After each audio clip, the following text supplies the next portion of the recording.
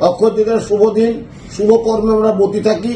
সে অক্ষয় তৃতীয়ার দিনে কেউ ভাঙা চালের ভাত খাবেন না, তাতে দারিদ্রতা বাড়ে।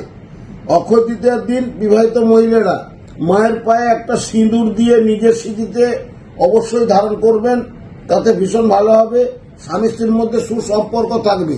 যাদের স্বামী স্ত্রীর মধ্যে সুসম্পর্ক নেই, সম্পর্ক দূষণ চলছে, অক্ষয় তৃতীয় দিনে এই টোটকাটা করবেন।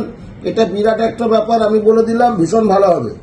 অক্ষয় তৃতীয়ার দিনে একাক্ষী নারকেল মা লক্ষ্মীর প্রিয়। একাক্ষী নারকেল মা লক্ষ্মীর সাক্ষাৎ রূপে ঘরে পূজা করা হয়। সেই ঘরে মা লক্ষ্মী বিরাজ করেন। যে ঘরে একাক্ষী নারকেল পূজা হয়, মা লক্ষ্মীর সামনে লাল কাপড়ে বেঁধে মায়ের পায়ে দিয়ে দেবেন, মা লক্ষ্মীর পুজো করবেন, কোনোদিন অর্থও হবে না। অক্ষয় তৃতীয়ার দিন ব্যবসার প্রতিষ্ঠান ভালো ফল পাওয়ার জন্য লক্ষ্মী গণেশের পুজো করুন, তাদের সামনে ঘিয়ের প্রদীপ জ্বালিয়ে দেন, ভীষণ ভালো হবে।